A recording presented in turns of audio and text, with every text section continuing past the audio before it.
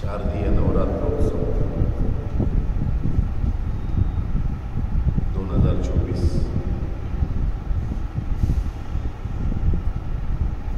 विशेष महत्त्व या दिवसाचं महाडवा संप्रदायामध्ये एक ईश्वर, त्याची भक्ती, त्याचं अनुष्ठान, त्याच्याजवळ धरणे धरून बसणे,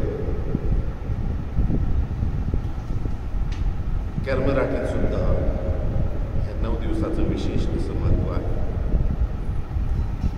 आणि या दिवसामध्ये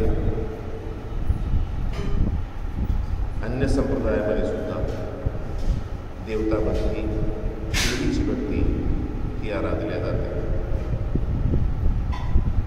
एक ईश्वरवाद, एकेश्वर हे महाडवा संप्रदायामध्ये असल्यामुळे पंचकृष्णावर आधारित महानुभाव तत्वज्ञान, महानुभावांच्या आचरण प्रणालीमध्ये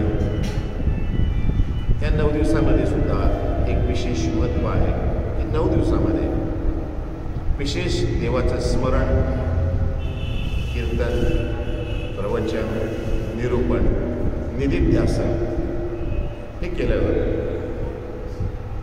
आज घटस्थापना, अन्य संप्रदायामध्ये घटाची स्थापना केली जाते आणि घटाची स्थापना करून एक सद्वर्तनाची सुरुवात असते, एक देवता भक्तीची सुरुवात असते.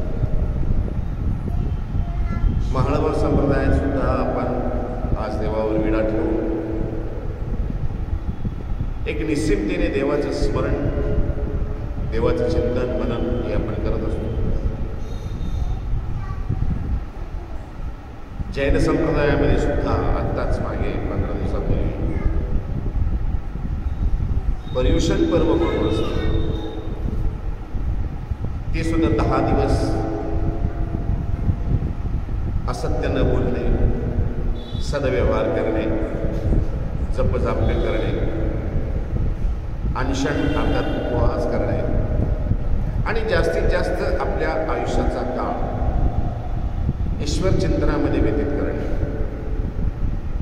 बौद्धामध्ये सुद्धा असंच काही काळ असतो, 8 दिवस, 10 दिवस, 15 दिवस. महानुभाव संप्रदायामध्ये तर नेहमी सदोदितच आहे. नित्यविधी, निमित्तविधी सदोदितच सांगितलेली आहे. पण तरी असं ज्यावेळेस महादाईसांनी प्रश्न विचारला की देवा, एखादा पर्व आला असेल, पर्व म्हणजे एखादा दिवाळी किंवा दसरा असा सण आहे, हाच पर्व नव्हे, असं इतरही जर पर्व आले तर आम्ही काय करावं? त्यावेळेस स्वामींनी सांगितलेलं आहे की आपण ही दुनापत्ती घ्यायची, दुनं आचरण करावं, दुनं स्मरण करावं. दुनं म्हणजे डबल. आपण आपण करतो नेहमी त्याच्यापेक्षा जास्त करावं. जालन्याचीच लीळा आहे. या ठिकाणून आता आपण निरूपण ऐकत आहात. या ठिकाणीच देवता स्वामींजवळ आल्या होत्या आणि देवतेने देवाला विनंती केलेली आहे अष्टमीच्या दिवशी, अष्टमीच्या रात्री, की देवा उद्या नवमी आहे, खांडे नवमी आहे. जर आपण इथे असाल तर आम्हाला गावामध्ये प्रवेश करता येणार नाही. तेव्हा दयाळू मायाळू कृपाळू कनवाळू असलेला परमात्मा त्या देवतेंना अनुज्ञा देतात की आपण सृष्टी व्यवस्थेप्रमाणे गावामध्ये प्रवेश करावा. आम्हीच उद्या गावातून बाहेर जाऊ. म्हणून नवमीच्या दिवशी सकाळीच पाश्चात प्रहरी स्वामी बाईसांना आयती करायला सांगतात आणि गावाच्या बाहेर जातात. अशी वेळ ही नवमीची वेळ घडली या महास्थानात मोठ्या मंदिराच्या ठिकाणी घडलेली आहे. आणि स्वामी इथून निघून नागावीर जी आहे त्या ठिकाणी गेले. 1 वाजता दिवसभर त्या ठिकाणी राहिले. 1 वाजता त्या ठिकाणाहून स्वामी पुढे निघून गेले. म्हणजे गावातून बाहेर निघून गेल्याची ही आख्यायिका, ही लीळा स्वामीची आहे. सृष्टी व्यवस्था आहे. सृष्टी व्यवस्थेप्रमाणे ईश्वराने सुद्धा त्यांना अनुज्ञा दिलेली आहे, परवानगी दिलेली आहे. देवतेंचा संचार सुरू असतो, सैरवैर वर्तन असतं. त्या काळामध्ये ते प्रत्यक्ष ईश्वर अवतार होते, व्यक्तमंत परमात्मा होते. आता ह्या ठिकाणी स्थानरूपी साधन आहे आपल्याला, ज्या ठिकाणी देवाचा स्पर्श झालेला आहे. आपण असं मानतो की त्या ठिकाणी देव आलेले आहेत, देवाचा स्पर्श त्या ठिकाणी झालेला आहे. म्हणून ती जागा पवित्र, परमपवित्र अशी आहे. ज्या ज्या ठिकाणी ज्या ज्या काळामध्ये गेलेले आहेत, स्वामी तर जोपर्यंत त्यांनी स्वीकार केलेला आहे 1000 वर्षाचं आयुष्य, तोपर्यंत स्वामी तर आहेत असं आपण प्रत्यक्ष गृहीत धरत असतो. उत्तरापंथी का असा नाही, पण स्वामी आहेतच. ह्या काळामध्ये सुद्धा स्वामी पितृपक्षापासून भाऊबीजेपर्यंत स्वामी हिवरळी या ठिकाणी आहेत, अशी आपली धारणा आजही आहे. म्हणून ह्या काळामध्ये आपण जुना पथ्य घेत असतो, जुना आचरण करत असतो, गुणस्मरण करत असतो, भजन कीर्तन करत असतो, प्रवचन सुरू असतात प्रत्येक ठिकाणी. आज आपण मूर्तिज्ञान सूत्रपाठातील एक प्रकरण आहे. हे प्रकरण आपण 10 दिवसामध्ये ऐकणार आहात. मूर्तिज्ञान म्हणजे नेमकं आहे तरी काय? तर श्री मूर्तिधार्या परमात्म्याने ज्या नामाचा स्वीकार केलेला आहे ते नाम, श्री मूर्तिधार्याने ज्या देहाचा स्वीकार केलेला आहे तो देह कसा होता याचंही वर्णन या मूर्तिज्ञानमध्ये आलेलं आहे. हे राजस तेजस विंधाळ श्रीमूर्ती सुकुमार ध्वज वज्र अंबुज पद्मा कुशांकित श्री चरण कमल उंच पुरा, ते संकष्ट वज्र पंजरूमध्येही आलेलं आहे. ईश्वराची मूर्ती नेमकी होती कशी, ईश्वर होते कसे, आणि ईश्वराच्या नामाचं स्मरण करावं तरी कसं? एक नामाचं स्मरण केलं म्हणजे पूर्ण स्मरण झालं अशातला प्रकार नाही. चतुर्वेद स्मरण सांगितलेलं आहे. नाम, लीळा, मूर्ती आणि चेष्टा. नाम म्हणजे ज्या नामाचा ईश्वराने स्वीकार केलेला आहे, अव्यक्त स्वरूप येऊन ज्या नामाचा स्वीकार आहे, ज्या नामाचा ईश्वराला अभिमान आहे. नामाच्या दाठायमध्ये नामे अभिमानते असं सांगितलेलं आहे की ज्या नामाचा ईश्वराने स्वीकार केलेला आहे ते नाम. मग श्री चक्रधर स्वामींना कोणी नगनदेव म्हणत होतं, कोणी मोहनदेव म्हणत होतं. ज्याला ज्या स्वरूपामध्ये दिसले, ज्याला जे पटलं त्याने देवाला त्या नावाने हाक मारली. परंतु जाय मेरी चक्रा होय, चक्रू होय, चक्रधरू होय, हे प्रासादिक नाव श्री गोविंद प्रभू बाबांनी ज्यावेळेस स्वामींना दिलेलं आहे, तर हे चक्रधर नावाचा श्री चक्रधर नावाचा स्वीकार सेंगुळे मुंडे निमित्त करून उभय शक्तीचा स्वीकार आणि नामाचा स्वीकार या स्वामींनी स्वीकार केलेला आहे. म्हणून नामे अभिमानाती म्हणजे ज्या नामाचा परमेश्वराने स्वीकार केला आहे श्री चक्रधर. गोपाळकृष्ण महाराजांना 108 नाव आहेत, परंतु आमच्या स्वामींनी सांगत असताना श्रीकृष्ण महाराजांविषयी हे सांगितलंय की द्वापरी श्रीकृष्ण चक्रवर्ती. कृष्ण म्हणजे काळा, काळ्या, पण त्या नामाचा स्वीकार केलेला ना. कान्हाई म्हणल्या गेलंय, कन्हैयाही म्हणल्या गेलेलं आहे, गोवर्धनधारी म्हणल्या गेलेलं आहे, मुकुंदही म्हणल्या गेलेलं आहे, कुंजबिहारी म्हणल्या गेलेलं आहे, माधवी म्हणल्या गेले, केशवही म्हणल्या गेलेलं आहे. सगळे श्रीकृष्णाचेच नाव आहेत ना. रणछोडदासही म्हणल्या गेलेलं आहे. परंतु आमच्या स्वामींनी सांगत असताना मात्र सांगितलेलं आहे की श्रीकृष्ण द्वापरी श्रीकृष्ण चक्रवर्ती. द्वापर युगामध्ये श्रीकृष्ण महाराजांचा अवतार झालेला आहे. त्या नामाचा परमेश्वराने स्वीकार केलेला आहे. त्या नामाचा परमेश्वराला अभिमान आहे. म्हणून श्रीकृष्ण. दत्तात्रय महाराजांविषयी सांगितलेलं आहे की दत्तात्रय महाराजांचं नाव तर पहिले सैंग ऋषी ठेवल्या गेलेलं आहे. परंतु तिन्ही बालके ज्यावेळेस दानमध्ये दिल्या गेले त्यावेळेस आकाशवाणी झाली, पुष्पवृष्टी झाली आणि दत्त म्हणून या नामाचा स्वीकार प्रभूंनी केला आहे. म्हणून दत्त, म्हणून सह्याद्री श्री दत्तात्रय प्रभू. आमच्या स्वामींनी सांगित असताना 5 नामांचं तुम्ही घरी गेल्यानंतर 5 नामाचं स्मरण करा. कोणत्या नामाचं स्मरण करावं ते हे सांगितलेले नाव. जैसे द्वापरी श्रीकृष्ण चक्रवर्ती, जैसे सह्याद्री श्री दत्तात्रय प्रभू, जैसे द्वारावती श्री चांगदेवराव, जैसे रुद्धपुरी श्री गुंडमराव. ह्या नामाचा परमेश्वराने स्वीकार केलेला आहे. ह्या नामाचा परमेश्वराला विशेष अभिमान आहे. म्हणून स्मरण करत असताना ईश्वराचं नाव हे फार महत्वाचं आहे. लीळा आणि चेष्टा.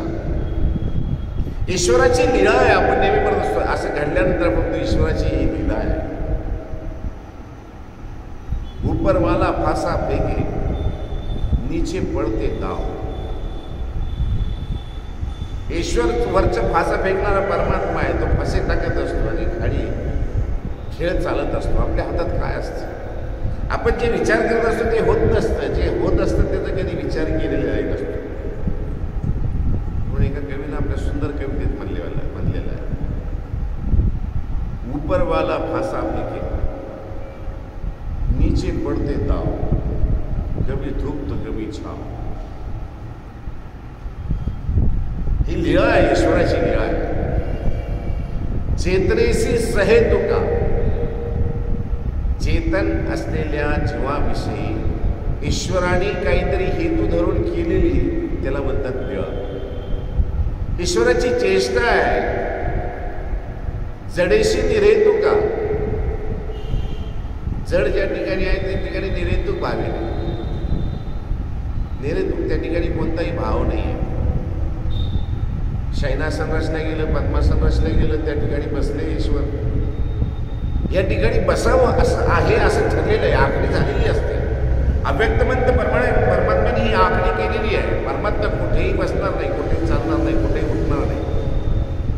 कुठेही शयनासन केलं, कुठेही आपलं अवस्थान मांडलं किंवा कुठेही बसले असं होत नाही. कुठं जावं, काय करावं, कसं करावं हे सगळी पहिले आखणी झालेली असते. घर बनवण्या अगोदर जशी आखणी होते ना, तसं व्यक्तमंत परमात्मा या भूतलावर जेव्हा येतात ना, त्याच्या अगोदर अव्यक्तमंत परमात्मा सगळी आखणी करून पाठवत असतात. व्यक्तमंत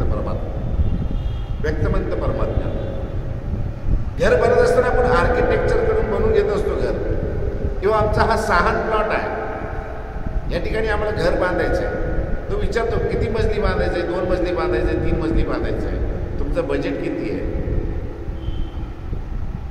आणि मग तो त्या घराची आखणी करत असतो. तसं अव्यक्तमंत परमात्मा अगोदर आखणी करतात. संबंध व्यक्ती संबंध, अव्यक्ती प्रसंदा परमेश्वर निक्षेपिती, मग आपला संबंध येते. म्हणून संबंध बनते. अव्यक्ताने आखणी केली, मग व्यक्तमंत त्या ठिकाणी आले. पैसाने आग्रह केला की देवा आज इकडं नाही, इकडे जायचंय. स्वामी म्हणाले नाही बाई, तिकडे जायची प्रवृत्ती नाही. नाही देवा तुम्हाला चलावंच लागेल. स्वामी अदृश्य झाले. एक वेळा नाही, 2 वेळा. असं का झालं? आखणीमध्ये नव्हतंच ना. अव्यक्तमंत परमात्म्याने आखणी तशी केलेलीच नव्हती तिकडं जावं म्हणून व्यक्तमंत परमात्मा 22 स्त्रीच्या 11 आखातर अदृश्य होतात. परंतु अव्यक्तमंत परमात्म्याने आखणी केलेली ती आखणी मोडत नाही. नाम, लीळा, मूर्ती आणि चेष्टा. मूर्ती म्हणजे ज्या परमेश्वराने ज्या देहाचा स्वीकार केलेला आहे ती कशी होती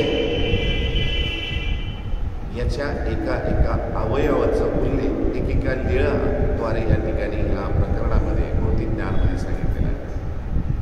हे मूर्तिज्ञान प्रकरण आपण पाहणार आहोत की स्मरण कसं असावं, स्मरण कसं करावं. स्वयंपाक केला, स्वयंपाकामध्ये नुसती चपाती केली किंवा नुसती भाजी केली, आपण नुसती भाजी खात नाही, नुसती चपाती खात नाही, भाकर खात नाही.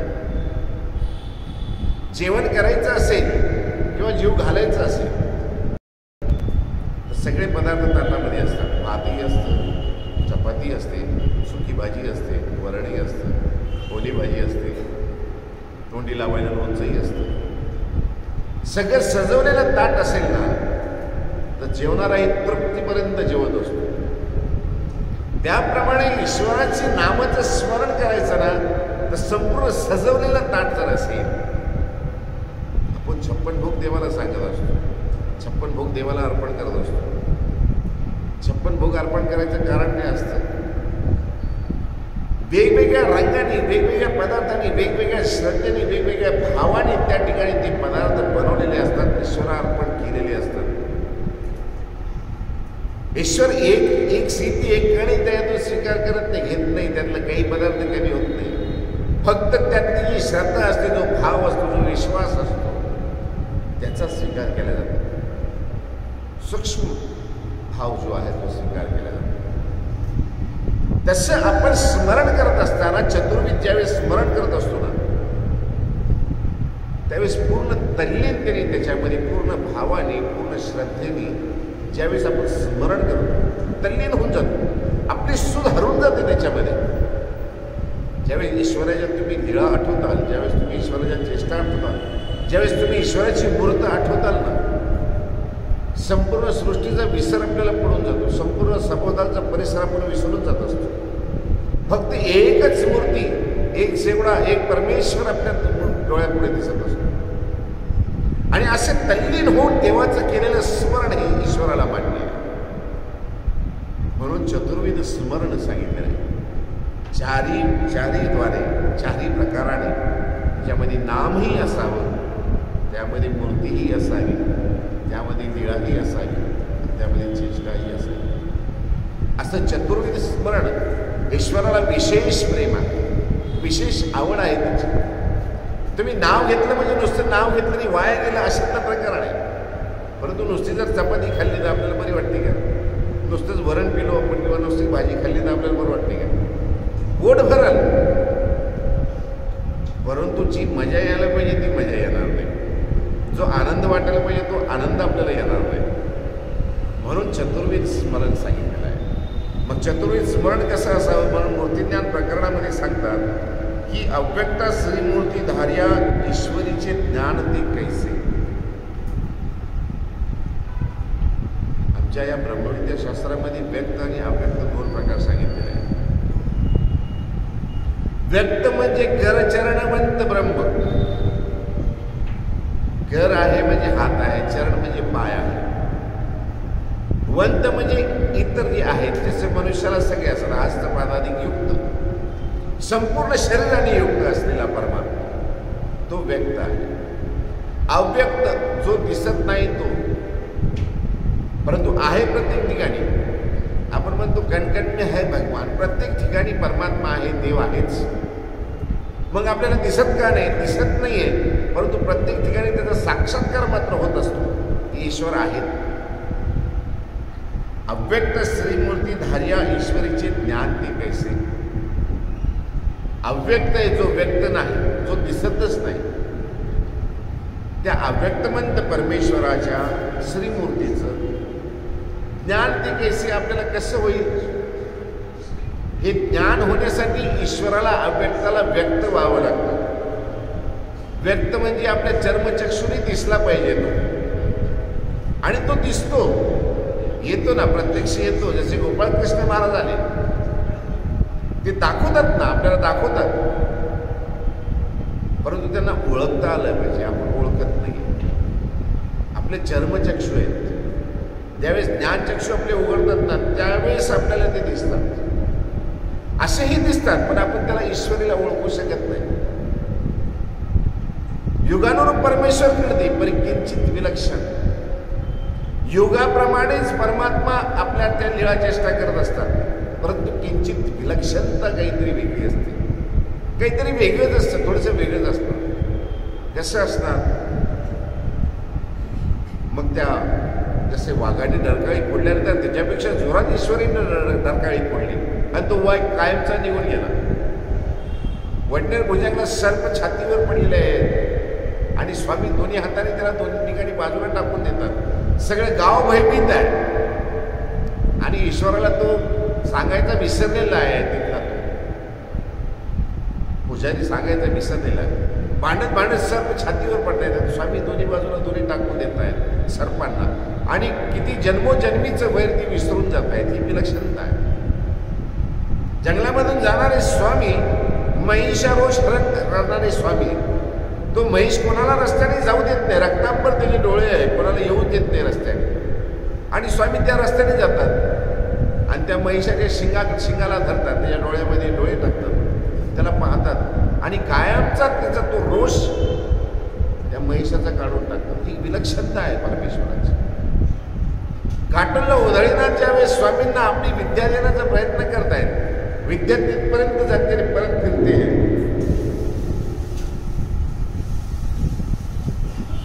उधळीनाथ बऱ्याच वेळा प्रयत्न करतो, परंतु विद्या संक्रमण होत नाहीये. त्यावेळेस आसनावर खाली येतात, बोलवतात, विनंती करतात देवाला की देवा, माझ्याजवळ एक विद्या होती, मी देण्याचा प्रयत्न केलाय, परंतु आपली ती प्रणवत नाही.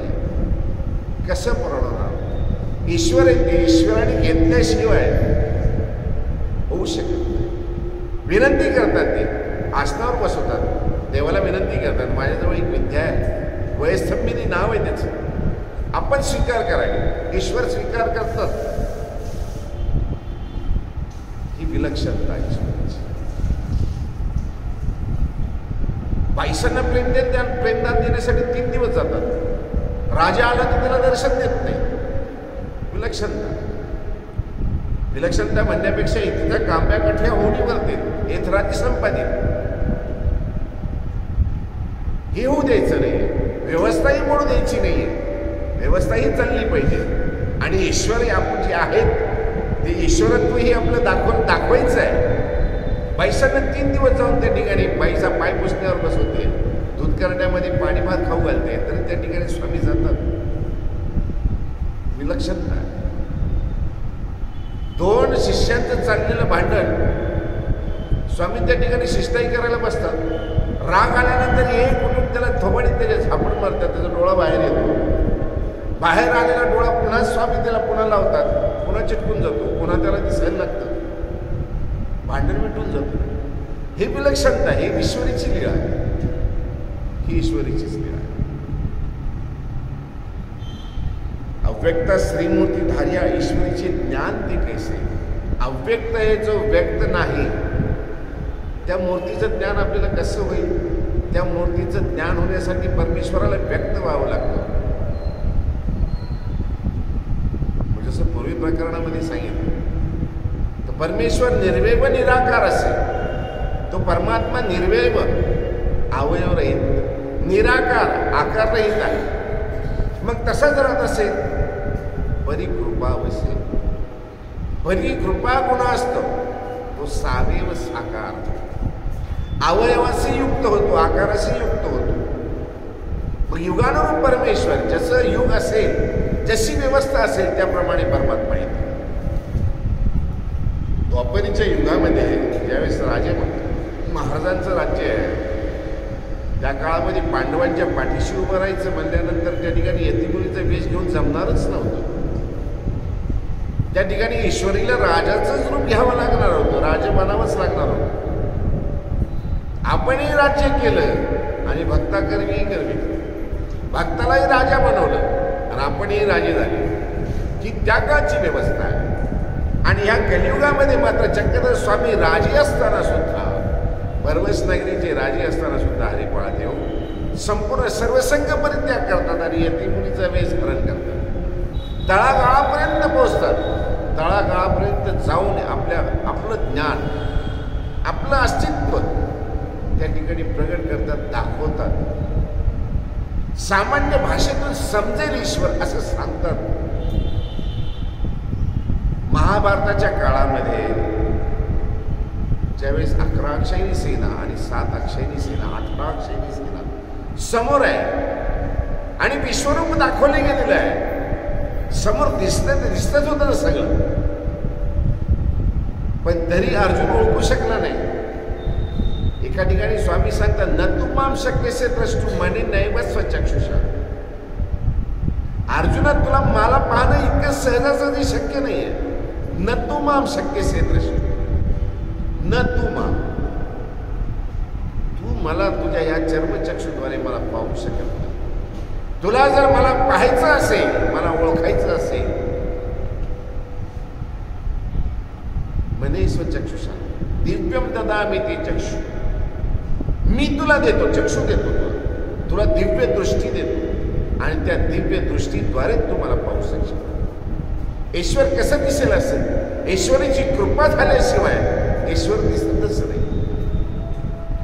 अहो, एका सन्निधानी असन्निधान, एका असन्निधानी सन्निधान.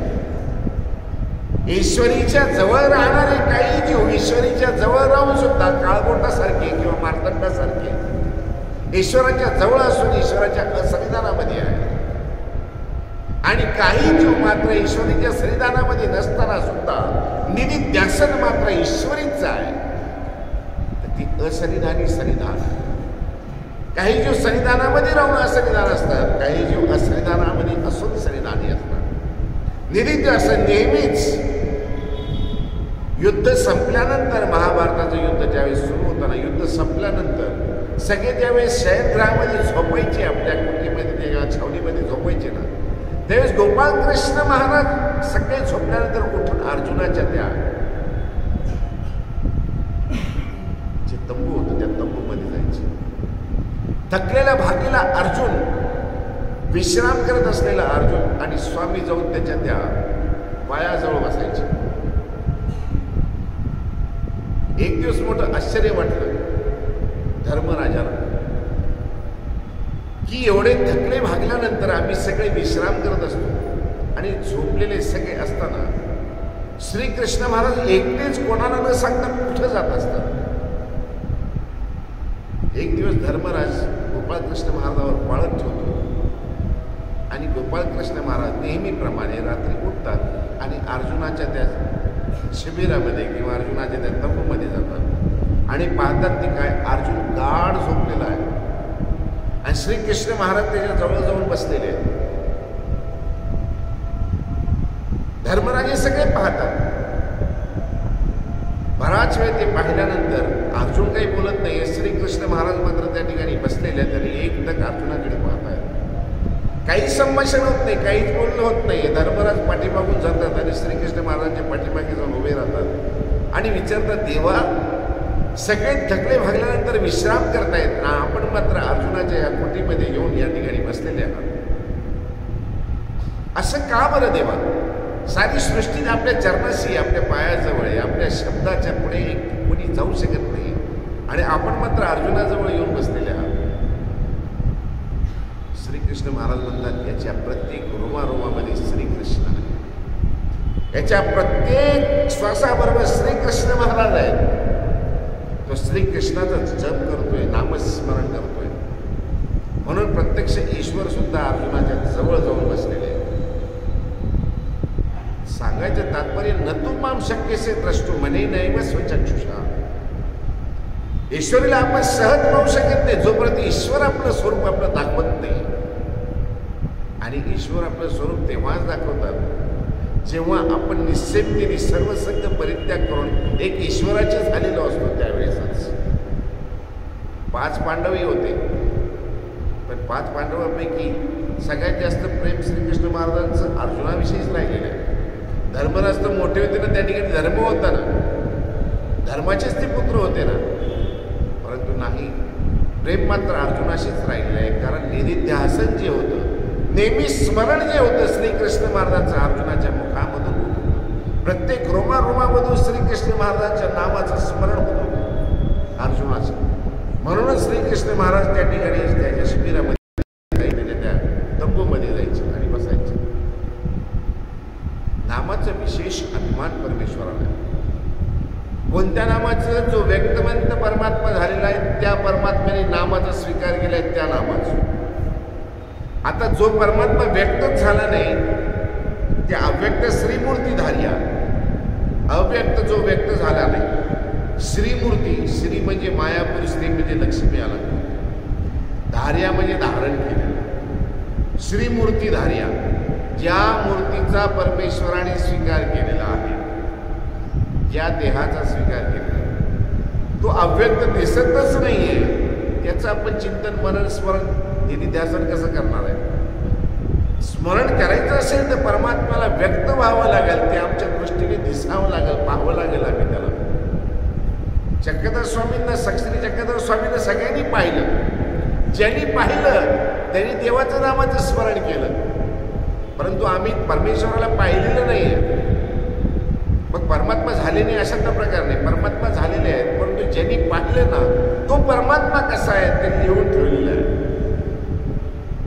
ईश्वरीच्या अमोघ लीला लिहून ठेवलेल्या आहेत, ईश्वरीच्या अमोघ चेष्टा लिहून ठेवलेल्या आहेत. ईश्वरीची मूर्त कशी होती, ती अभंग अवीट अमूर्त ईश्वराची मूर्त कशी आहे हेही लिहून ठेवलेलं आहे. शाब्दरूपाने आम्ही परमेश्वराला आमच्या समोर एक बनवतो, एक चित्र बनवतो, त्याचं एक मूर्त बनवतो आम्ही, आणि त्या मूर्तीला, त्या मूर्तीच्या ठिकाणी आम्ही परमेश्वराचं चिंतन करतो की परमात्मा इतके सुंदर असते. काही नास्तिक लोक त्यावेळेस विचार करतात, सांगतात की त्या ठिकाणी त्यावेळेस कॅमेरे होते का? अरे कॅमेरे नव्हते त्यावेळेस. वस्त्र होते का? वस्त्राचा शोध आता लागला 16व्या शतकामध्ये, पण त्यावेळेस वस्त्र होते का? अरे मग का त्यावेळेस काय वेगळीच राहत होते काय? वस्त्र बिगर वस्त्राचे राहत होते काय? वस्त्र होतेच की. गोपाळकृष्ण महाराज 12 वर्षाची आहे आणि ज्यावेळेस कंसवधला चाललेले आहे, आणि ज्यावेळेस त्या यमुनेच्या तीरावर पोहोचतात, आता पलीकडं मथुरा आहे, आणि मथुरेच्या काठावर तिथला तो जो वट्टी आहे तो कंसाचे कपडे धुवायला घेऊन आलेला आहे, रेशमाचे वस्त्र. मग त्या ठिकाणी उल्लेख आहे ना की त्यावेळेस वस्त्र होते का? अरे होते का? नाही, होतेच. त्यावेळेस फोटोमध्ये कॅमेरा नसेल, परंतु त्या ठिकाणी चित्ररेखा काढलेली होती ना, चित्र काढण्यासारखे रंग होते ना. ईश्वर कसा असेल हे त्यांनी आखून ठेवलेलं आहे ना, लिहून ठेवलेलं आहे ना. स्वामींनी या ठिकाणी लघुदेवापासना सुद्धा विचारलेलं आहे, हे तुम्हाला श्रुत की दृष्ट? तुम्ही आम्हाला पाहिलेलं आहे की ऐकलेलं आहे? तेव्हा आम्ही तुम्हाला आतापर्यंत पाहिलं नव्हतं. लघुदेवास सांगतात जालना या ठिकाणीच, आम्ही तुम्हाला पाहिलं नव्हतं, आम्ही तुमच्याविषयी ऐकलं होतं. फक्त तुम्ही अशी आहात आणि तुम्ही या ठिकाणी आहात हे ऐकल्यानंतर मी आपल्या भेटीच्या ओढीने या ठिकाणी आपल्याला भेटण्यासाठी आलेलो आहे. आता अव्यक्त तो परमात्मा आहे, जो व्यक्त नाही, जो दिसतच नाही, त्या परमात्म्याचं चिंतन कसं करणार? त्या परमेश्वराचे ज्ञान ते कैसे? तो दिसतच नाही, बोलतच नाही, ज्ञान कसं होणार आहे? तो बोलणारच नाही, बोलत असेल तर आम्हाला ज्ञान होईल ना. श्रीकृष्ण महाराजांनी प्रत्यक्ष गीता सांगितली ना, भले त्यावेळेस अर्जुनाने ऐकली किंवा संजयने ऐकले, संजयने ऐकून धृतराष्ट्राला सांगितले, व्यासाने ऐकले, यांनीच ऐकले, अजून कोणी ऐकले? 18 अक्षयणी सेना त्या ठिकाणी असताना कोणाला दिसलंही नाही, कोणाला ऐकूही आलं नाही. 45 मिनिटांमध्ये 700 श्लोकाची गीता सांगितलं गेली ना. तो व्यक्तमंत परमात्मा आहे, पण ज्याला सांगायचं होतं, ज्याला ऐकवायचं होतं, त्याला बराबर, ज्याला ज्याने सांगायचं होतं त्यांनी सांगितलं, आणि ज्याला ऐकवायचं होतं त्यांनी बराबर ऐकलं. आणि ते त्याने लिहून ठेवलेलं आहे की गीतेमध्ये काय सांगितलेलं आहे. त्या ठिकाणी पेन होतं का? त्या ठिकाणी कागद होता का? त्या ठिकाणी काही अशी काही प्रिंटिंग प्रेस होती काय? हे आता नवीन काढलेली काहीतरी अति हुशार माणसं आहेत, त्यांचे हे प्रश्न असतात, परंतु आलेलं आहे. मग तसं जर म्हणतात तर लाखो वर्षापूर्वी करोडो वर्षापूर्वी वेद लिहिले गेलेले आहे, मग वेदही तुम्ही नाकारता, देव तुम्हाला नाकारायचं, इतकी नास्तिकता तरी काय कामाची? आस्तिकता कुठंतरी असावी. आणि हिंदू धर्मामध्ये आस्तिकता आहे. ज्या ठिकाणी आस्तिकता आहे ना त्याच्या हृदयामध्ये कोमलता आहे. ज्या ठिकाणी नास्तिकता आहे ना त्याचं कठीण हृदय असतं, ते कशालाच मानत नाही. देवाला काय, ईश्वर, आई वडिलांना तरी मानतो की नाही कोणाला, की काही गुगलने डाउनलोड केलेलं आहे त्याला काय माहिती. कुठेतरी मानावं लागेल, कुठेतरी विश्वास ठेवावा लागेल. आणि विश्वास, श्रद्धा असावी लागते. मूर्तीशिवाय मंदिर, तसं श्रद्धेशिवाय माणूस म्हणतात. मूर्तीशिवाय मंदिर असेल तर त्या ठिकाणी आपल्याला काय दिसणार आहे? काहीच नाही, रिकामं एक. मग ते 4 भिंती आहेत, ते 4 भिंतीमध्ये मूर्त आहे, म्हणून आपली मन त्या ठिकाणी, बुद्धी त्या ठिकाणी एकाग्र होते. त्या ठिकाणी काहीच नसेल तर एकाग्रता होणार कुठे? कुठेतरी बनवावं लागेल, कुठेतरी पाहावं लागेल, कुठेतरी मूर्ती बनवावी लागेल.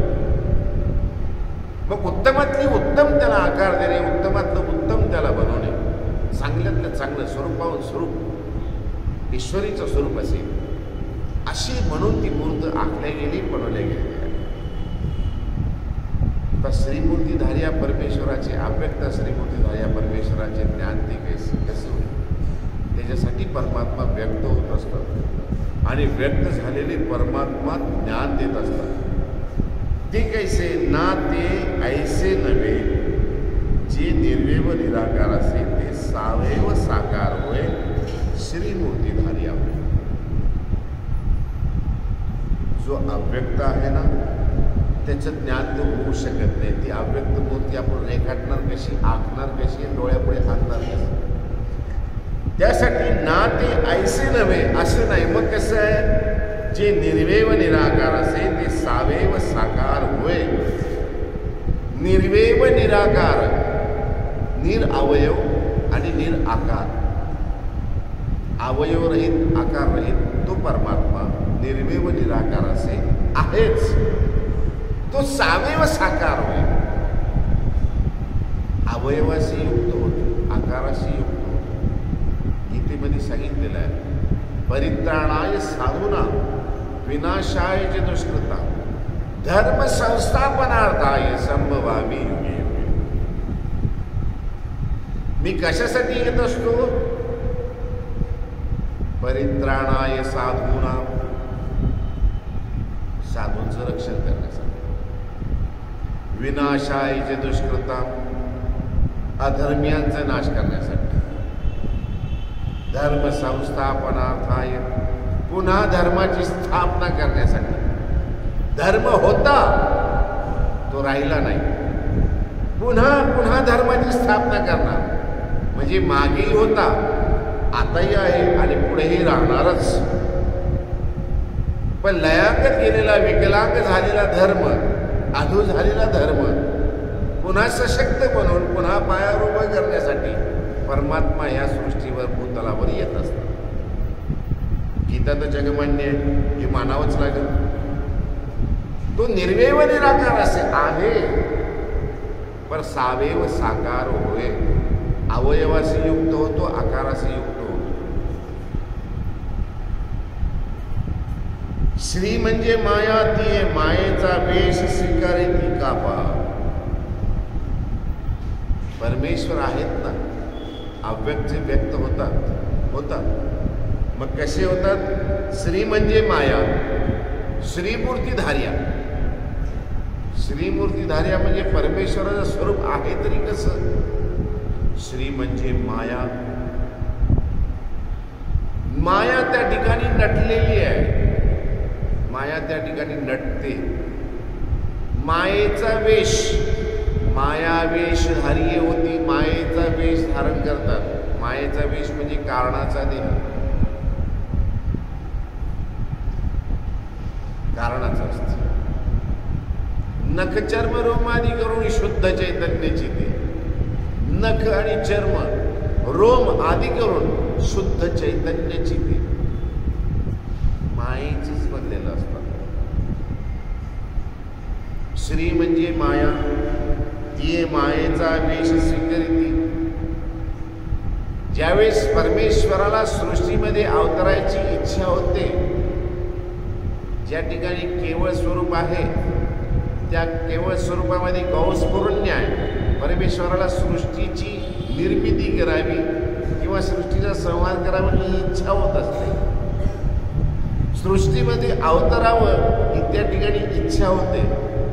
ही इच्छा माया जाणते आणि मायेने जाणल्यानंतर माया त्या ठिकाणी प्रत्यक्ष रूपाने श्री म्हणजे माया, माया ही प्रत्यक्ष रूपाने त्या ठिकाणी आकारे, माया घटाकारे आकारे होते. जसे एखादा तो मूर्ती घडवणारा त्या साच्यामध्ये ते रस टाकतो आणि ती मूर्ती तयार होते ना, त्याप्रमाणे माया घटाकारे आकारे होते. माया त्या घटामध्ये त्या शरीरामध्ये आकारे होते, आकाराने ओतल्या जाते. बराबर तसंच कारणाचं देह बनतं. नखचर्म रोमादी करून शुद्ध चैतन्य ते पुढे आलेलं आहे. श्री म्हणजे माया, ती मायेचा वेश स्वीकारते. त्या मायेचा वेश परमात्मा स्वीकार करतात. असं का स्वीकार करतात? जे सर्वज्ञमध्ये सृष्टीमध्ये परमेश्वर अवतरते. असं का? तर सृष्टीमध्ये म्हणजे सृष्टीमध्ये सृष्टी कशाला बनलेली आहे? 56 कोटी ब्रह्मांड विश्वाची मूर्ती. त्या सृष्टीमध्ये परमेश्वर अवतरते. अवतरणे आणि जन्म घेणे ह्याच्यामध्ये दोन्हीमध्ये फरक आहे. जारज, अंड, स्वेदज आणि उद्भी 4 प्रकाराने आहे. जारज जन्म होण्यासाठी, अंडज अंड्यातून उत्पत्ती, स्वेदज घामापासून, जारज, अंड, स्वेदज आणि उद्बीज बीजापासून. 4ही खाणी त्याला म्हणतात. याच्या व्यतिरिक्त परमात्मा कसं आहे? परमेश्वर अवतरती, अवतार धारण करतात. काही विशेष कारण असतात. आमचा जन्म झाला, ईश्वरी जन्म घेतात, पण ईश्वराचं अवतार म्हणतो आपण, ईश्वरीचा जन्म म्हणत नाही.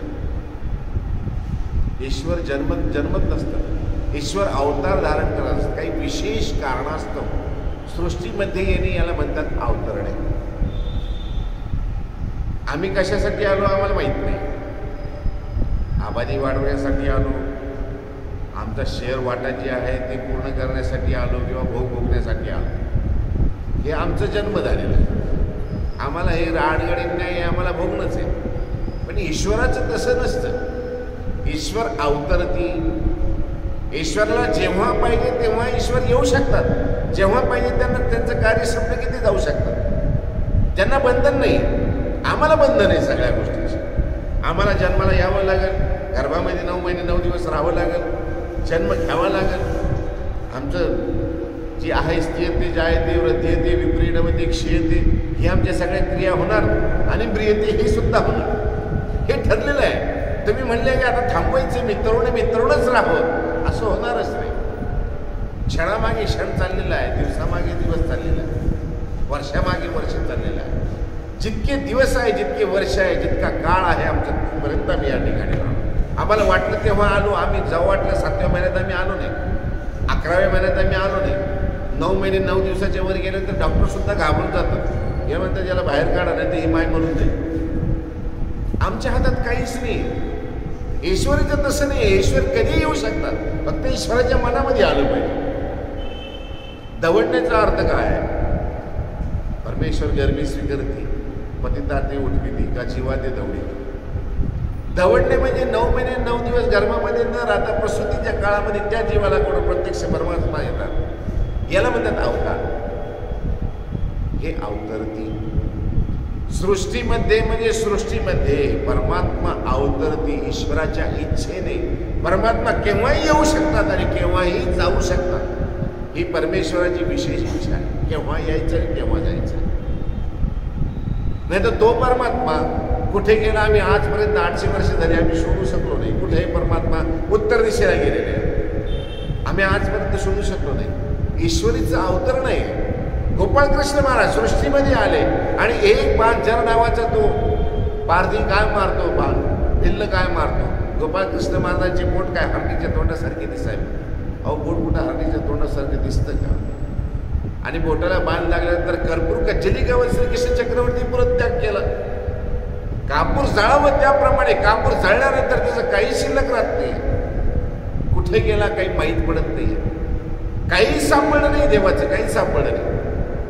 आता सांगणारे सांगतात की देवाचं निक्षेप केलं गेलं, हृदय राहिलं, ते जगन्नाथपुरीला नेऊन ठेवलं, ते धडकलं. हे असे सगळे आमच्याही काय. पण आमच्या श्री चक्रधर स्वामींनी तर स्पष्ट रूपाने सांगितलेलं आहे ना, कर्पूर कज्जलिकावत श्रीकृष्ण चक्रवर्ती परित्याग केला. आले कसे हेही माहीत नाही. कारागृहामध्ये आले, अगोदर सांगितलं चतुर्भुज आहेत, हातामध्ये सुदर्शन चक्र आहे, आणि येऊन सांगतायत, देवकीला सांगतायत, वसुदेवाला सांगतायत की आता आम्ही येणार आहोत उद्या. ही ईश्वरीची लीळा आहे. येऊन सांगितलेलं आहे. चतुर्भुज रूप पाहिल्यानंतर, हातामध्ये सुदर्शन चक्र पाहिल्यानंतर देवकी डोळे मिटते.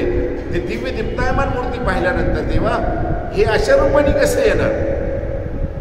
देव सांगतात अशा रूपाने नाही, ज्या सृष्टीची व्यवस्था आहे त्या रूपानेच आम्ही येणार. आणि बाळ म्हणून जन्माला येतात, बाळ म्हणून अवतार धारण करतात, बाळ होतात प्रत्यक्ष. हे याला म्हणतात अवतरण. आपण म्हणतो देवता गर्भीचा अवतार गर्भामध्ये आहे, परंतु प्रत्यक्ष 9व्या दिवशी येण्याच्या अगोदर 8व्या दिवशी येऊन सांगितलेलं आहे आम्ही उद्या येणार आहोत. ह्या सृष्टीचा पालन करता पोषिता माता धाता उद्या येणार आहे तुमच्या इथे, तुमच्या उदरामध्ये येणार. याला म्हणतात अवतरण. 9 दिवस 9 महिने 9 दिवस गर्भामध्ये राहावं लागलं नाही, म्हणतात गर्भीचाच अवतार, पण अवतरण याला म्हणतात. प्रत्यक्ष येणे अवतरण आहे. आल्यानंतर सगळ्या अमोघ लीला आहे. गोपाळकृष्ण महाराजांच्या अमोघ लीला आहे. 7 दरवाजाची कुलूप काय खुलतात, सगळ्यांना तंद्री काय येते, आणि गोपाळकृष्ण महाराज त्या टोपल्यामध्ये काय, त्या ठिकाणी त्या टोपल्यामधून गंगेच्या जमुनेच्या पलीकडे काय जातात, नागाचा पणा घालून नाग काय येतो, रक्षा काय करतो, सगळे अद्भुत ईश्वराचे. हे अवतार नाही, हे अवतरण आहे. सृष्टीमध्ये परमेश्वर अवतरती, सृष्टीमध्ये परमात्मा अवतार धारण करतात. अवतार हे फार कमी असतात. 140 142 143 कोटी जनता आहे आपली. अवतार कुठे? आम्ही सगळे माणसं आहोत. आम्ही जन्माला आलेले आहेत, एक दिवस वाढत चाललेले, एक दिवस मृत्यूला पावणार आहे. जन्माला येणं आमच्या हातात नाही. आता म्हणतात सिझरिंग केल्याशिवाय जन्माला येत नाही, आणि व्हेंटिलेटर लावल्याशिवाय मरतही नाही, व्हेंटिलेटर काढल्याशिवाय मरतही नाही. हेही आमच्या आता हे मानायच्या गोष्टी आहेत. परंतु जन्म आणि मृत्यू आपल्या हातामध्ये आहे का? आपण देवानंतर एक देव डॉक्टरला म्हणतो की हा देवाचं रूप आहे, पण तो तरी काही हात त्याच्या तरी हातात काही आहे का? शेवटी तोही हातपाला होऊन जातो आणि हात टेकून देतो. आता माझ्याकडून जेवढं होतं मी तेवढं केलेलं आहे. आता ईश्वराची कृपा, आता जे ते करेल. आता माझ्याकडून जेवढे प्रयत्न होतात ते मी केले. हे त्याचे शब्द असतात. तो सॉरी म्हणतो, सॉरी, आता बाकी देवाच्या हातामध्ये आहे, त्याच्या हातात तरी कुठे? परमात्म्याचं तसं नाही आहे. परमात्म्याला जेव्हा वाटलं तेव्हा येतील, जेव्हा जाऊ वाटलं तेव्हा त्यांचं कार्य संपल्यानंतर ते जातील. याला म्हणतात अवतरण. सृष्टीमध्ये परमेश्वर अवतरते. या सृष्टीमध्ये परमात्मा येतात, अवतार धारण करतात. परमात्मा कशी असतात सृष्टीमध्ये? परमेश्वर अवतरती, मनुष्य वेशधारी होती. सृष्टीमध्ये आल्यानंतर अनंत वेशे परमेश्वर अवतरले असतात. अनंत वेशामध्ये परमात्मा येतात. देव कच्छ होती, मच्छ होती, तिऱ्याच्यामध्ये अवतरते, नरामध्ये अवतरते. नरामध्ये अवतरला साता देव वेडा हवे, पिसा हवे, मुका हवे, परी चालता बोलता देव तो दुर्लभ का. मनुष्य वेशधारी होती, मनुष्याचा वेश धारण करतात. मनुष्याचा म्हणजे माणसाचा म्हणजे चालत्या बोलत्या माणसाचा. चालता बोलता म्हणजे पर आणि अमर शक्तीचा स्वीकार करून जीवाला ईश्वरीचं ज्ञान दातृत्व करणारा तो परमात्मा. मनुष्य वेशधारी होती, मनुष्याचा वेश धारण करतात, माणसासारखी होतात, मनुष्याच्या रूपामध्ये येतात. मनुष्य वेशधारी होती. माणूस कसा बनलेला आहे माहिती आहे? माणूस कसा बनलाय? माणूस आता बनलेला आहे 10 इंद्रिय, 10 धातू, म्हणजे 10 10 20 सप्तधातू, मेद, मज्जा, अस्थिर, रुधिर, स्नायू, वीर्य आणि थुंकी. 20 आणि 7 27. चार चातुष्टे, मन, बुद्धी, चित्त आणि अहंकार 27 आणि 4 31, आणि सोबत लागलेला एक संलग्न असं 32 प्रकाराने हे माणसाचं देह बनलेलं आहे, शरीर बनलेलं आहे. याच्या व्यतिरिक्त काहीच नाही शरीरामध्ये. दश इंद्रिय आहे, श्रोत्रम, चक्षु, स्पर्श, रस आणि घ्राण हे ज्ञानेंद्रिय. मुख, उपस्थ, उदस्थ, हस्त आणि पाद हे कर्मेंद्रिय. हे ज्याला म्हणतात दश इंद्रिय. दश वायू आहे, प्राण, व्यान, अपान, उदान, समान, नाग, कूर्म, त्रिकली, देवदत्त आणि धनंजय. प्राण घेणे, प्राण, व्यान, अपान, समान, उदान, श्वास, उच्छ्वास, अपान वायू, व्यानट वायू, हे दश आहे. 10 20. आळस येणे, कंटाळा येणे, ढेकर येणे हे सगळे वायूचे प्रकार. हे शरीरामध्ये हे वायू असतातच. दश इंद्रिय, दशवायू, चार चातुष्टे, मन आहे, बुद्धी आहे, चित्त आहे आणि अहंकार हे माणसामध्ये आहेतच. 27 आणि 4 31 आणि सोबत लागलेला एक संलग्न 32 प्रकाराने हे शरीर बनलेलं आहे. याच्यामध्ये मग तुम्ही म्हणताल हे नगवी आहेत, हे केसवी आहेत, ही वाढ हे येतात. याला काटल्यानंतर तुम्ही काही मरत नाही. पण शरीरामध्ये एखादं जर अवयव कमी झाला तर डोळ्यात दिसणं कमी झालं तर डोळ्यात दिसत नाही. ऐकायला कमी यायला लागलं तर ते बदल झालं, ते पुन्हा ते होत नाही. त्याला कापून काढता येत नाही. नाकाला कापल्यानंतर ते कालिदासाला विचारलं, ह्या जगामध्ये हत्ती कोण आहे? ते म्हणे हत्ती 2च आहे. म्हणजे कोण? म्हणे केस आणि नख. यांना किती तुम्ही कापा ते वाढणारच. केसाला तुम्ही किती कापा, दर महिन्याला तुम्हाला ते दाढी वाढणार, तुमचे केस वाढणार, डोक्यावरची वाढणार, ती येणारच. ते हत्ती आहेत, हत्ती प्राणी आहेत, ते जात नाही, ते त्यांचं कार्य करत असतात. त्याच्यामध्ये प्राणी नाही, जीवही नाही. ओढल्यानंतर मात्र त्रास होतो, एवढं कराय, कारण त्याच्या जडा आतमध्ये आहे. जास्त नख काढली तर त्याची जिबली लागेल, हे जर जास्त जोरात ओढले तर आपल्याला त्रास होईल. परंतु याच्यामध्ये प्राण असतो अशातला काही प्रकार नाही. हे 31 प्रकार हे आणि संलग्न लागलेला 32, अशा 32 प्रकाराने माणसाचं हे देह बनलेलं आहे. मग अवतार धारण करणाऱ्या परमात्म्याचा देह तो कसा? परमात्म्याचाही देह असाच असतो. परंतु परमात्म्याच्या ठिकाणी मात्र माया घटाकारे आकारे होते. माया स्वतः प्रत्यक्ष कारण रूपाने त्या ठिकाणी असते. कारणाचं देह परमेश्वराचं आहे, आमचं देह कार्याचं आहे. माया वेशधारी होती. काय ते सर्वज्ञ म्हणते सृष्टीमध्ये परमेश्वर तर ती मनुष्य वेशधारी होती, माया वेशधारी होती. मनुष्याचा वेश धारण करतात, मग मनुष्यासारखे असतात का ना? माया वेशधारी होती. माया प्रत्यक्ष रूपाने त्या ठिकाणी कारण रूपाने येत असते. माया घटाकारे आकारे होते. माया वेशधारी होती, मायापूरधारी होती. मायापूर मायेने बनलेल्या पुरामध्ये प्रत्यक्ष परमात्मा येत असतात. मायापूरधारी होती. माया निर्मितम पुरम मायापुरम. प्रत्यक्ष मायेनं निर्माण केलेलं ते शरीर देह म्हणून त्याला मायापूर म्हणायचं. आमच्या शरीराला मायापूर म्हणलं जात नाही, आमच्या शरीरात देह म्हणलं जातं. आमचं हे जे देह 31 आणि 32 प्रकाराने बनलेलं आहे. परंतु परमात्म्याचं जे असतं ते मायापूरधारी होती. प्रत्यक्ष माया त्या ठिकाणी कारण रूपाने आलेली असते, म्हणून त्याला मायापूर म्हणलेलं आहे.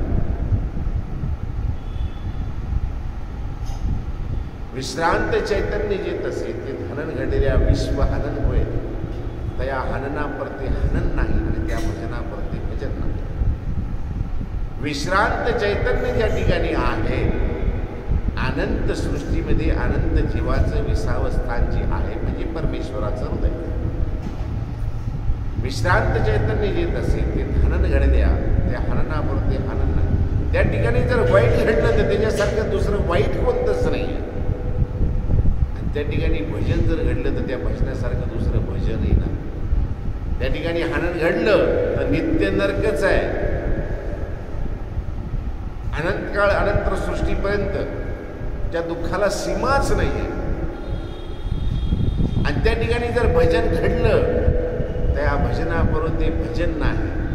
आणि ईश्वराचं एक घास जरी एक शीत जरी तुमचं स्वीकारलं गेलं तर ईश्वरीचं प्रत्यक्ष प्रेम तुमची वाट पाहतं. त्या हननाबरोबर ते हनन नाही आणि त्या भजनाबरोबर ते भजन नाही. म्हणून माया निर्मितम पुरम मायापुरम, माया प्रत्यक्ष त्या ठिकाणी नटलेली आहे, आकारलेली आहे, म्हणून त्याला मायापूर म्हणतात. माया घटाकारे आकारे होते. माया पूर म्हणतेला आहे, तो मायेचा पूर त्याला का म्हणतात तर माया घटाकारे, माया स्वतः त्या ठिकाणी, घट म्हणजे शरीर, घटाकारे त्या आकाराने, शरीराच्या आकाराने. जसं तो तांबटकर आपलं ते तांबा ओततो आणि तांब्याची वस्तू बनवतो, त्याप्रमाणे प्रत्यक्ष माया कारण रूपाने ईश्वरीचं ते देह बनवत असते. माया घटाकारे आकारे होते. नख चर्म रोम आदी करून शुद्ध चैतन्याची ते. मग माया, माया घटाकारे म्हणजे जी घट झालेली आहे तीच माया आहे का? तसं नाही म्हणाले. नख चर्म रोम, नख चर्म आणि रोम आदी करून, नख म्हणजे नख, चर्म म्हणजे कातडी आणि रोम म्हणजे केस, आदी करून शुद्ध चैतन्याची. ईश्वरीचं जे बनलेलं असतं ते शुद्ध चैतन्याचं बनलेलं आहे. शुद्ध चैतन्य ते मायापुरी मायेसी अभिमान. अजून काय आहे म्हणाले? मायापुरी, माया त्या ठिकाणी प्रत्यक्ष कारण रूपाने नटलेली आहे, म्हणून ते मायापुरी, मायापुराचा मायेशी अभिमान, मायेला भयंकर अभिमान असतो. त्या ठिकाणी ओळख रूपाने, ओळखणी रूपाने त्या ठिकाणी माया आहेच की, प्रत्यक्ष ते राखण करण्यासाठी त्या ठिकाणी आहेच. मायापुरी मायेशी अभिमान, मायेचा पूर असल्यामुळे. अहो साधं हे खिशाला लावलेलं पेन आपण 20 रुपयाला जर घेतलं तर आपल्याला, आपण कोणी जर घेतलं तर आपण त्याला म्हणतो ते पेन वापस दे. नाही पेनाला झाकण असेल तर आपण नुसतं पेन काढून देतो आणि झाकण आपल्या जवळ ठेवतो, कारण बिगर झाकण्याचं तो घेऊन जाऊ शकत नाही. पेनामध्ये जर 10 रुपयाची आपली जर एवढी लालुपता असेल, एवढं आपलं पण असेल, तर प्रत्यक्ष माया ठिकाणी कारणरूपाने ते देहरूपाने आलेली आहे ईश्वराची, त्याला तर त्या देहाचा अभिमान असेलच ना. मायापुरी मायेशी अभिमान, त्या मायापुराचा मायेला भयंकर अभिमान असतो. ब्रह्मांडी शक्ती अधीन शक्ती व्यापार, मायापुरी ईश्वराधीन शक्ती व्यापार. ब्रह्मांडामध्ये शक्ती अधीन शक्ती व्यापार, उच्च शक्तीच्या अधीन शक्तीचा व्यापार. उच्च देवतेच्या अधीनीच देवता असते. उच्च देवता जसे सांगेल चेष्टकत्व करेल त्याप्रमाणे खालची देवता करेल. नीच देवता वरच्या देवताला सांगू शकत नाही, वरची देवता खालच्या देवताला सांगू शकते. प्रल्हादाचा भाव अतिशय, आणि देवता आडरे कोणी फळात येते. प्रल्हादाचा भाव अतिशय वाढत गेला, वाढत गेला म्हणजे कुठपर्यंत वाढत गेला तर विश्वपर्यंत वाढत गेला. मग विश्वेने चेष्टकत्व केलं कोणाला? खालच्या यक्षिणीला, आणि यक्षिणी त्या ठिकाणी नरसिंह रूपाने आली. ब्रह्मांडी शक्ती आणि शक्ती व्यापार. ब्रह्मांडामध्ये उच्च शक्तीची आणि निशक्तीचा व्यापार चालत असतो. नीच म्हणजे खालची, उच्च म्हणजे वरची. वरची देवता सांगेल खालची देवता करेल, वरच्या देवतेला चेष्टकत्व केलं खालची देवता करेल.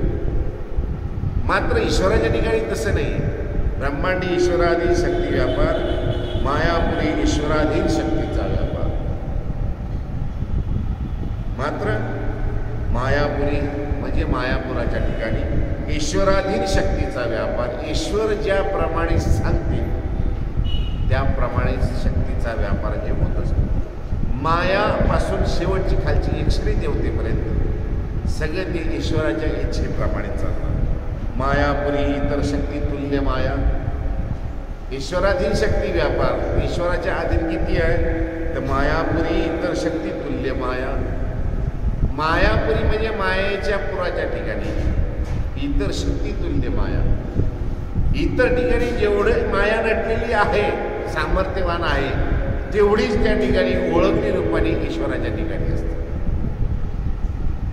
इतर शक्ती तुल्य माया ऐसिया माया पुराते स्वीकारती, जैसा भिंगण्या आणतो ती गुलाबीचे आणि बाहेरी प्रगटे. ऐसिया मायापुराते स्वीकारती, अशा मायापुराचा परमात्मा स्वीकार करत असतात. देव तो अछेद्य, देव तो अभेद्य. आम्ही काय करू शकतो? देवाला घोडा घातला, अरे देवाला काय घोडा घालू शकतो?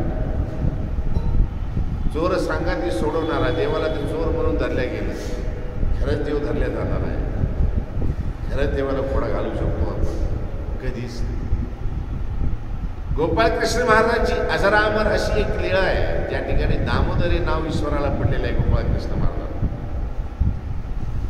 घोड्याला कंटाळलेली यशोदा ज्यावेळेस गोपाळकृष्ण महाराजाला बांधण्याचा प्रयत्न करते, उखळाला घरातल्या जेवढ्या दोऱ्या आणते तेवढ्या दोऱ्याने बांधण्याचा प्रयत्न करते, पण प्रत्येक वेळा दोन बोटा इतकी ती कमीच पडते दोरी. अहो, ईश्वराला आम्ही काय बांधू शकतो? ईश्वराला आम्ही फक्त बांधू शकतो आमच्या प्रेमाने, आपल्या श्रद्धेने, आमच्या विश्वासाने, आमच्या दृढनिश्चयाने. आम्ही धरणे धरून बसलो त्यानेच फक्त परमात्मा बांधल्या जाईल, आमच्या प्रेमानेच बांधल्या जाईल. बाकी परमात्मा बांधला जातो. परमात्मा कसा बांधला जाईल? ऐसिया मायापुरा ते शिखर दिसा भिंगण्या आणतो दीपू लावीजे आणि बाहेरी प्रगटे. ऐशिया मायापुरा, अशा मायापुरा. जसं मागे सांगितले, सृष्टीमध्ये परमेश्वर होतं, ती मनुष्य वेशधारी होती, माया वेशधारी होती. माया निर्विंदपुरम मायापुरम, माया घटाकारे आकारे होते, नक्षरवरोमादी करून शुद्ध चैतन्याची ती मायापुरी मायेशी अभिमानी इतर शक्ती तुल्य माया, हे जे सांगितलेलं आहे. असा परमेश्वर ऐसिया मायापुरात स्वीकारते. अशा मायापुराचा स्वीकार परमात्मा करतात. जैसा भिंगाण्या आणतो दीपुला विजे आणि बाहेरी प्रगटे. भिंग म्हणजे काच, काचेच्या आतमध्ये लागलेला तो ज्योत असते. ते काचेच्या बाहेर त्याचा प्रकाश येत असतो, पण ज्योत आतमध्ये असते. तसं प्रत्यक्ष रूपाने नटलेले ते मायेचं देह आतमध्ये ईश्वराचं स्वरूप, मात्र ती प्रकाश फांकलेला असतो. जसे भिंगाण्या आणतो दीपुला विजे, त्या काचेच्या बाहेर प्रकाश उजेड येत असतो. जुन्या काळामध्ये कंदील होते, आता ही किंवा ट्यूबलाईट आहे. या आतमध्ये बारीक बारीक लाईट आहे, याची LED आहे. त्या काचेच्या बाहेर त्याचा प्रकाश येत असतो. व्होल्टेज कमी जादा होत असेल, पॉवर कमी जादा असेल, 40 वॅट 30 वॅट 20 वॅट 60 वॅट जी लागायची लागत असेल, परंतु काचेच्या बाहेर त्याचा प्रकाश येत असतो. लाईट मात्र आतमध्ये काचेच्या आत. तसे भिंगाण्या आणतो दीपू लावीचे आणि तो बाहेरी प्रगटे. काचेच्या आतमध्ये तो प्रकाश आहे, तो प्रकाश बाहेर काचेची पारदर्शकता सोडून तो बाहेर आलेला आहे, परावर्तित झालेला आहे प्रकाश. तसं परमेश्वराचे स्वरूप, कारणाच्या देहामध्ये नटलेले स्वरूप, कारणाच्या देहामध्ये आलेले परमात्मा मायेच्या स्वरूपामध्ये, मात्र भिंगाण्या दीपू लावीचे आणि बाहेरी प्रगटे. बाहेर प्रकाश फांकले जाते. आभा प्रकाश ते प्रगट, त्याप्रमाणे ईश्वरीचं असतं. दीपू लावीचे आणि बाहेरी प्रगटे. ऐसा ईश्वर निर्मेय व निराकार असे तो सावे व साकार होय. असा निर्मेय व निराकार असलेला परमात्मा तो सावेव अवयवाचे युक्त आणि आकाराचे युक्त होतो. केव्हा? जेव्हा ईश्वरीची इच्छा असेल, जेव्हा अवतरायचं असेल, तेव्हा त्याला परमेश्वराची इच्छा असावी लागते. आताही येऊ शकतात इथं. हो, धर्मवार्ता प्रसंगी सर्वत्र अवस्था इथं असतील, पण आपल्याला दिसणार नाही. आताही देवाला वाटलं इथं यावं, येतील समोर, पण आपण ओळखू शकणार. असं काही काही ठिकाणी घडलेलं आहे. झपाटे नागराज व्यास त्या ठिकाणी नेहमी भिक्षा मागायचे पंचाळेश्वरला, आणि फकीर वेशामध्ये त्या ठिकाणी आले ना, ईश्वर आले, भिक्षा मागितली, त्यांनी नाही दिली. स्वप्नामध्ये आले, अरे मी आलो होतो, तुम्हाला ओळखलं नाहीस. ओळखू शकले नाही, रडत राहिले, ओळखलं. ह्या ठिकाणी आम्हाला घडलेले आहे. आमचे पूर्वज जे होते नेहमी देवाला प्रार्थना करायचे, देवा दर्शन दे, दर्शन दे देवा. हृदयामध्ये बसलेला आहे, डोळ्यामध्ये बसलेला आहे, प्रत्यक्ष समोर ये कधीतरी. एक आला, असं वैकली वस्त्र धारण केलं, आला आणि स्थानावरच बसला. आमच्या पूर्वजांनी हातामध्ये काडी घेतली, हाताला धरलं, फरफडत त्याला उडत बाहेर नेलं, त्याला बाहेर ढकलून दिलं. थोड्या वेळाने काय झालं म्हणून लोक पाहायला लागले. बाहेर जाऊन पाहता येतं, तो कुठे येत काही दिसलाच नाही. सगळीकडे पाहत राहिले, दिसलाच नाही. रात्री स्वप्नामध्ये आलं, अरे काय म्हणाले तू दररोज मला देवाला मला प्रार्थना करतो, मला दर्शन दे, मला दर्शन दे. मी आलो तर मला ओळखलंच नाही. असं होतं, आपण ओळखू शकत नाही देवाला. कोठपर्यंत? जोपर्यंत ईश्वर स्वतःला दाखवत नाही तोपर्यंत. मी देव आहे जोपर्यंत म्हणत नाही तोपर्यंत. अरे आमचे चक्रधर स्वामी तर प्रत्यक्ष आले ना पैठणला. अरे कैवल्य दानी एक आला असेल तो घाया घाया कैवल्य देतो असे. जा म्हणाले फोकारा. फोकाराला गेल्यानंतर कोण आलं हो त्या ठिकाणी? कोणीच नाही आलं. कैवल्यदान काय हे समजलंच नाही. एक म्हातारं काठी टेकत टेकत आलं. त्याला वाटलं काय खायची वस्तू आहे की काय काय द्यायला लागले काय कोणी, म्हणून त्या ठिकाणी आलं. कोण आला देवाजवळ? कोणीच नाही आलं. कोणी ओळखलं देवाला? आम्ही ओळखू शकत नाही. देव म्हणलं तरी आम्ही ओळखलं नाही. देवाला आम्ही जाणलं नाही. अहो देव त्या नांदेडला त्या ठिकाणी त्या बाईच्या ब्राह्मणीच्या घरी गेले, भिक्षा मागितली. बाई भिक्षा दे. ती म्हणाली धारी दाखवटा दिसतो, उंचापुरा दिसतो, गोरा गोमटा दिसतो, ताकदवर दिसतो. अरे काही काम का करत नाही? ते म्हणाले कोणी काम देत नाही. ते म्हणे आमच्या गुराखी गेलेला आहे, घेऊन जाय म्हणाले आमचे काही. काय घेशील काय देशील? ते म्हणाले काय द्यायचं आणि काय घ्यायचंय. पोटपोटाला खाण्यापुरती भाकर दिली तर पुष्कळ झालं. देव घेऊन गेले हो. पण सांगितलं आठ घातली. आठ काय घातली? मी सोडणार, मानणार नाही. मी खाऊ घालेल पण धोणार नाही. ही ईश्वराची अद्भुत अनुपम लीळा आहे. ओळखलं नाही त्या बाईने. दुधाला दूध काढता काढता हाताला कांडार यायची त्याची. एक दिवस तिने विचार केला की एवढे दूध गाई देतात कसे, म्हणून जाऊन पाहिलं तर काहीच नाही. त्या ठिकाणी देव बसलेले आहेत. जसे गोपाळकृष्ण महाराज एका पाषाणावर बसायचे त्या ठिकाणी बसलेले. गाई सगळे वेळून बसलेले, काही खात नाही, चारा खात नाही, काही नाही. काही ओळखलं तिनं. त्यावेळेस तिला कळलं. ओळखलं म्हणजे त्यावेळेस तिला कळलं की अरे आपण ज्याला सर्वसाधारण गुराखी समजतोय ती गुराखी नाही, कोणतरी असं अद्भुत आणि अनुपम असं कोणतरी आहे. अमूर्त आहे तो परमात्मा. आता देव आले ना, आता मी त्यांची पाय धरीन, त्यांची माफी मागे. देव आलेच. देवानी गाईला सोडून दिलं. गाई बराबर कुठेपर्यंत आले.